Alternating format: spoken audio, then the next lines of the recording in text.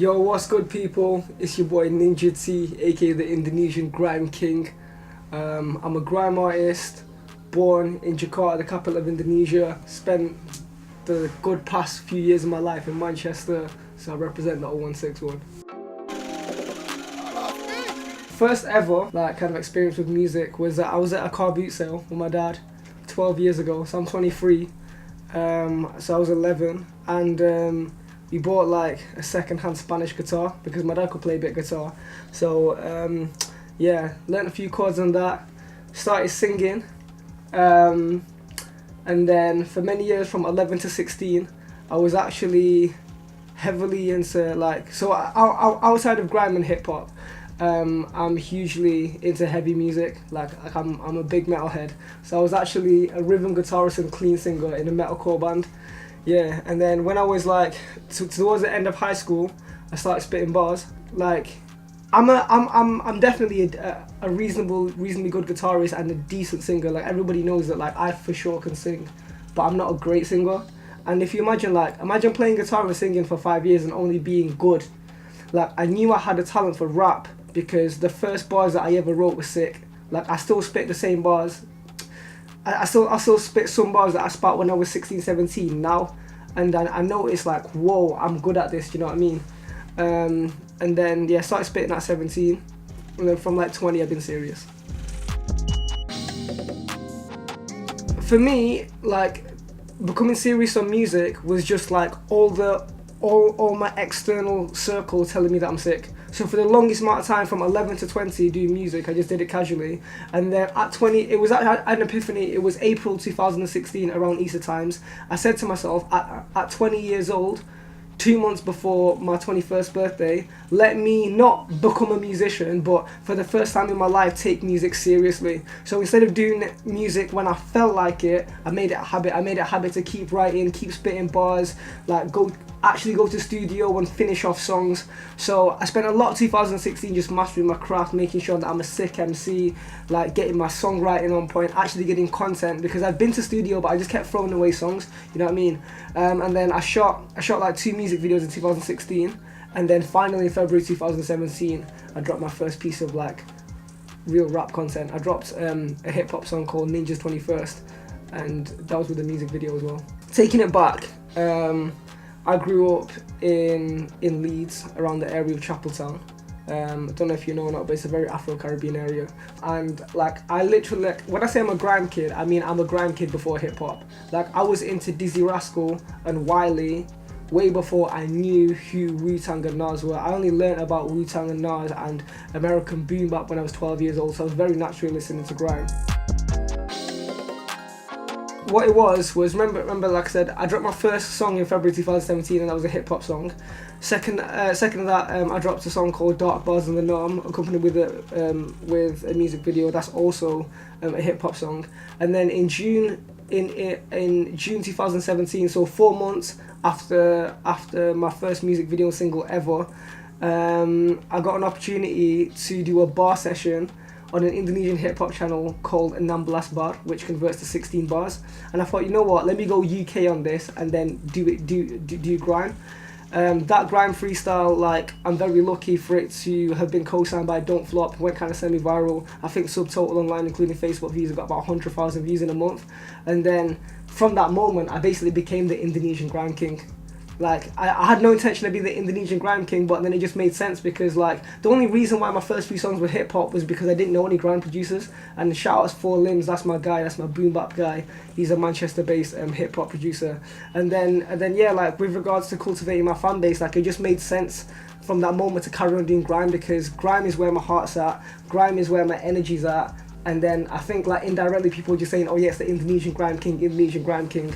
And then that's how I managed to cultivate my fan base, as in being known as the Indonesian guy who's bringing grime to the Indonesian hip hop scene, while simultaneously plugging in the Indonesian hip hop scene to the UK and the rest of the world. And I won't even say I filled in a gap. I created the market. It's not like there was a demand for Indonesian grime, but it was just very natural. You know a guy called Gary Vaynerchuk, or Gary V? Gary V or Gary Vaynerchuk, check him out. He's a very, very well-known entrepreneur who creates a lot of content, digital branding, etc. And a lot of my mindset and the way that I roll, the way that I talk is influenced by him. On the stay motivated, yeah, one of my favourite quotes from Gary Vee is fuck motivation, build habits. So basically the key is habit, right? So I'm not motivated to create content, it's within my habit. So let me give you an example, right? You're not motivated to brush your teeth, but it feels weird if you do not. So it's weird for me not to drop the sauce. Every day I'm saucing, you know what I mean? Like, you know how Chip says he doesn't run out of bars? I do, right? I do run out of bars, but I never run out of sauce. So like, in times where I don't feel I have the energy to write bars, I write melodies, or I'll drop on Instagram, or grow my business, or drop some kind of content like behind the scenes, I'll edit a vlog. I'd explain NinjaTea's creative process as an energy burst. So I like to make one thing the most important thing in my life. Like, for example, right now, in this time and space, this interview is the most important thing in my life. Just be in that moment, give it my all, put it out in the world, promote it, and then like pray to the Most High. So for example, like one of my most successful projects is a song called I'm the Man, featuring on the hook a homegirl called Ramengvrl, who's a big Indonesian hip hop artist. In fact, outside of, you know, Rich Brian, she's arguably the biggest hip hop artist in Indonesia right now. She's hitting like millions and stuff like that. So yeah, she's on the hook, and me and my boys XYZ, which is a producer duo, Bramantio and Gamalil. This is what was in Indonesia. We wrote the song, they made the beat, the song was mixed and mastered, and it was filmed and edited in 93 hours. And then like that process of like, yo, I'm gonna do the song with Ramengvrl in the studio, go live, shoot the video behind the scenes, out, and then it got like 6K in like 2 days, and now it's on like 50,000. And I say, yeah, that's my creative process. Like, go in the moment, you know what I mean, make it the most important thing in my life in that moment. Once it's out, promote it, pray, and then hope it does well, and then just move on. If it does well, cool. If it doesn't do well, cool. Because I know it's gonna get picked up on later. Like I've noticed with my art, a lot of the times like it'll drop and then it'll get slept on for ages, and then there's just like a little spike in the world or whatever. Like someone discovers it, some big person tweets it, and then everything catches up. It might sound a bit cliche, but I'll start with just saying like, I'll just spit lyrics from the heart. It's however I'm feeling at the time. I'm not one of these, like, I don't think it's in me to write a summer song in January and then save it. Like, even if it's a summer vibe, I drop it in February, because for me it's just like the feeling goes, you know what I mean? So it's just all based on feeling.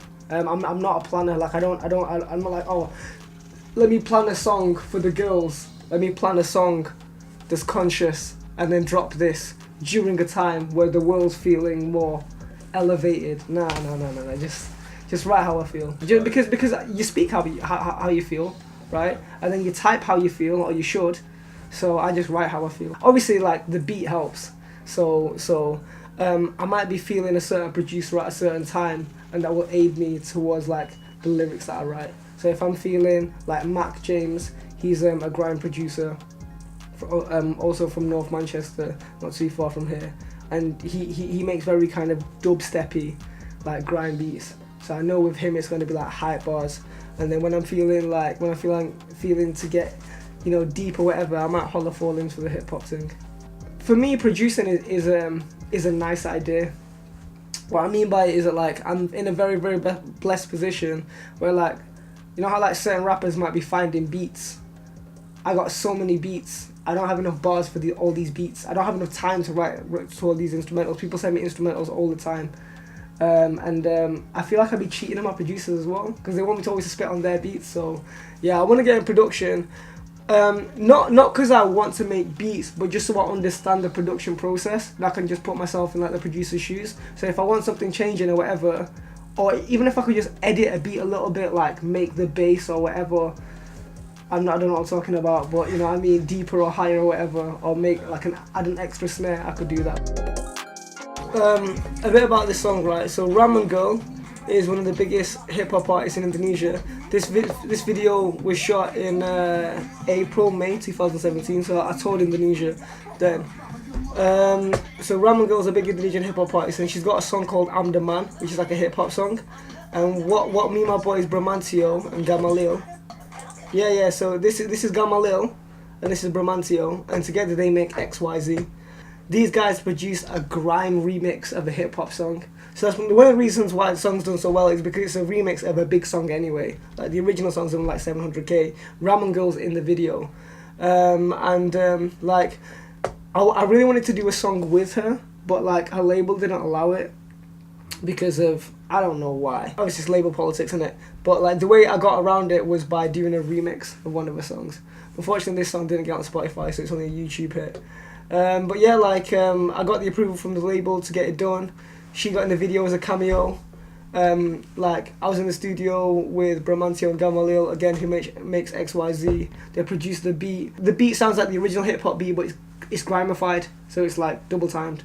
And then I was writing, and then by the time they finished the beat, I finished writing, and then I started recording, and then we took the demo on that day, or I think the next day, and just shot the music video of Ramengvrl. And then basically Gamaliel filmed most of it and edited all of it, and Bramantio mixed and mastered the track. So it was like a seamless, you know what I mean, like integration. And in all that process, like whilst they were doing the hard stuff, I was just documenting on social media and shit. And that's how I'm the Man came. So this is my latest single, not counting my 2 new features. So this song is called Back in the Lab Now, and I'm collaborating with a American-raised Indonesian.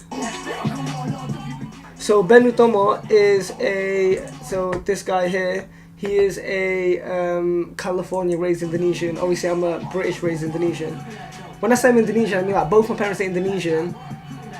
I was born there, and I go back all the time.